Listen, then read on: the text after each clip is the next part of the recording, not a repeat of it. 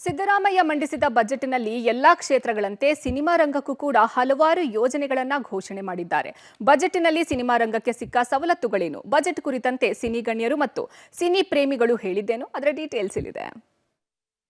ಮಲ್ಟಿಪ್ಲೆಕ್ಸ್ಗಳಲ್ಲಿ ಬೇಕಾಬಿಟ್ಟಿ ದರ ನಿಗದಿಗೆ ಬ್ರೇಕ್. ಕನ್ನಡ ಚಲನಚಿತ್ರಗಳ ಪ್ರೋತ್ಸಾಹಕ್ಕಾಗಿ OTT 2025ರ ರಾಜ್ಯ ಬಜೆಟ್ನಲ್ಲಿ ಸಿನಿಮಾ ರಂಗಕ್ಕೆ ಸಿಎಂ ಸಿದ್ದರಾಮಯ್ಯ ಹಲವು ಕೊಡುಗೆಗಳನ್ನ ನೀಡಿದ್ದಾರೆ. ಮಲ್ಟಿಪ್ಲೆಕ್ಸ್ ಹಾಗೂ ಸಿಂಗಲ್ ಸ್ಕ್ರೀನ್ ಥಿಯೇಟರ್ಗಳಿಗೆ ಪ್ರವೇಶ ದರ ಸೇರಿದಂತೆ ಹಲವಾರು ಯೋಜನೆಗಳನ್ನು ಘೋಷಿಸಿದ್ದಾರೆ. ಮಲ್ಟಿಪ್ಲೆಕ್ಸ್ಗಳಲ್ಲಿ ಬೇಕಾಬಿಟ್ಟಿ ದರ ನಿಗದಿಗೆ ರಾಜ್ಯ ಸರ್ಕಾರ ಬ್ರೇಕ್ ಹಾಕಿದೆ. ಮಲ್ಟಿಪ್ಲೆಕ್ಸ್ಗಳಲ್ಲಿ 200 ರೂಪಾಯಿ ದರ ನಿಗದಿ ಮಾಡಿದೆ. ಬೇರೆ ರಾಜ್ಯಗಳಲ್ಲಿ ಇರುವಂತೆ ಕರ್ನಾಟಕದಲ್ಲೂ ಏಕರೂಪ ದರ ನಿಗದಿಪಡಿಸಿದೆ. ಸಿನಿಮಾ ಕ್ಷೇತ್ರವನ್ನು ಉದ್ಯಮವೆಂದು ಪರಿಗಣಿಸಿ ಕೈಗಾರಿಕಾ ನೀತಿಯಡಿಯೇ ಒದಗಿಸಲಾಗುವ ಸೌಲಭ್ಯಗಳನ್ನು ನಮ್ಮ ಸರ್ಕಾರವು ಸಿನಿಮಾ ಕ್ಷೇತ್ರಕ್ಕೆ ಒದಗಿಸಲಿದೆ. ಕನ್ನಡ ಚಲನಚಿತ್ರಗಳ ಪ್ರೋತ್ಸಾಹಕ್ಕಾಗಿ OTT ವೇದಿಕೆಯನ್ನು ಸೃಜಿಸಲು ಕ್ರಮ ಕೈಗೊಳ್ಳಲಾಗುವುದು.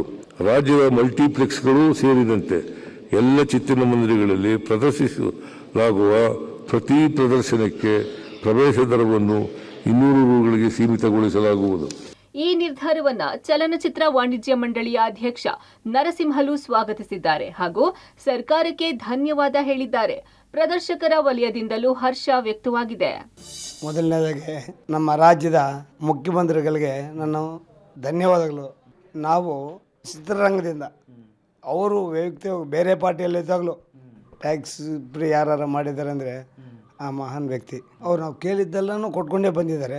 ಚಲನಚಿತ್ರ ಅಭಿವೃದ್ಧಿ ಆಗತ್ತೆ ಅಂದರೆ ನಾವೇನು ಬೇಕಾದ್ರೆ ಮಾಡೋಕ್ಕೆ ಸಿದ್ಧ ಇದೆ ಅಂತೇಳಿ ಅವರು ಇಮಿಡಿಯೇಟಾಗಿ ಬಡ್ಜೆಟಲ್ಲಿ ಇವತ್ತು ಅನೌನ್ಸ್ ಮಾಡಿದ್ದಾರೆ. ಅವ್ರಿಗೆ ನಿಜವಾಗ್ಲೂ ನಮ್ಮ ಚಿತ್ರ ಇಡೀ ಇಂಡಸ್ಟ್ರಿ ಅವರಿಗೆ ಧನ್ಯವಾದ ಅರ್ಪಿಸ್ತದೆ. ಅಂತಾರಾಷ್ಟ್ರೀಯ ಮಾದರಿ ಫಿಲಂ ಸಿಟಿ ನಿರ್ಮಾಣ, ಚಿತ್ರನಗರಿ ಸ್ಥಾಪನೆಗೆ 500 ಕೋಟಿ ರೂಪಾಯಿ ಅನುದಾನ. ಹಲವಾರು ವರ್ಷಗಳಿಂದ ಘೋಷಣೆ ಆಗುತ್ತಾ ಬಂದಿದ್ದ ಫಿಲಂ ಸಿಟಿ ಈ ಬಾರಿಯೂ ಬಜೆಟ್ನಲ್ಲಿ ಇದೆ. ಮೈಸೂರಿನಲ್ಲಿ ಫಿಲಂ ಸಿಟಿ ನಿರ್ಮಾಣ ಮಾಡುವುದಕ್ಕೆ 500 ಕೋಟಿ ರೂಪಾಯಿ ಘೋಷಣೆ ಮಾಡಿದ್ದು, ಇದಕ್ಕಾಗಿ 150 ಎಕರೆ ಜಾಗವನ್ನ ಕಾಯ್ದಿರಿಸಲಾಗಿದೆ. ಸ್ಯಾಂಡಲ್ವುಡ್ ಪ್ರೋತ್ಸಾಹಕ್ಕಾಗಿ OTT ಓಪನ್. ನಂದಿನಿ ಲೇಔಟ್ನಲ್ಲಿ ಮಲ್ಟಿಪ್ಲೆಕ್ಸ್ ಥಿಯೇಟರ್.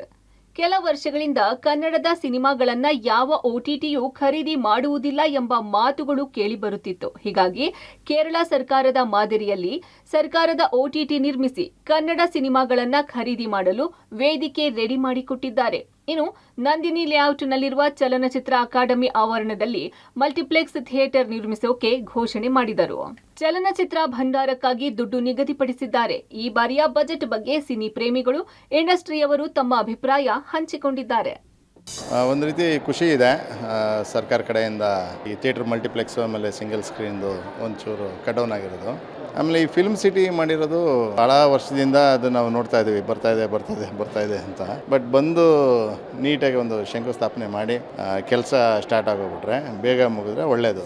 ಇವತ್ತು ಹೊಸದಾಗಿ ಕನ್ನಡದಲ್ಲಿ ಸಿನಿಮಾನ ಡೈರೆಕ್ಟ್ ಮಾಡಬೇಕು ಅಥವಾ ಪ್ರೊಡ್ಯೂಸ್ ಮಾಡಬೇಕು ಅಂತ ಯಾರೇ ಫಿಲ್ಮ್ ಮೇಕರ್ಸ್ ಅಂದ್ಕೊಂಡ್ರು ಅವ್ರಿಗೆಲ್ಲರಿಗೂ ಇದೊಂದು ದೊಡ್ಡ ಪ್ರೋತ್ಸಾಹ ಅಂತ ನಾನು ಅನ್ಕೋತೀನಿ. ಇದು ತುಂಬ ಖುಷಿಯಾಗೋ ವಿಚಾರ. ಎಲ್ಲ ಏಕರೂಪ ದರ ಮಾಡಿರೋದು ಭಾಳ ಖುಷಿ ವಿಚಾರ. ಇದು ವೀಕೆಂಡ್ ಬಂದರೆ ಸಾಕು 800-1000 ರೂಪಾಯಿ, ಒಂಥರ ಲಿಮಿಟೇ ಇರಲಿಲ್ಲ, ಅವ್ರು ಇಷ್ಟ ಬಂದಂಗೆ ಏರಿಸ್ಕೊತಾ ಇದ್ರು. ಈಗ ನಿಜವಾಗ್ಲೂ ಭಾಳ ಖುಷಿಯಾಗೋ ವಿಚಾರ.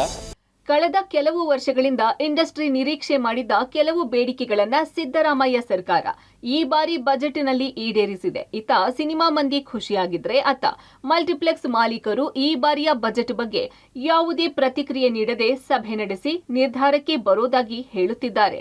ಧನು ಎಲಗಚ್ಚೆ, ಎಂಟರ್ಟೈನ್ಮೆಂಟ್ ಬ್ಯೂರೋ, ಪಬ್ಲಿಕ್ ಟಿವಿ.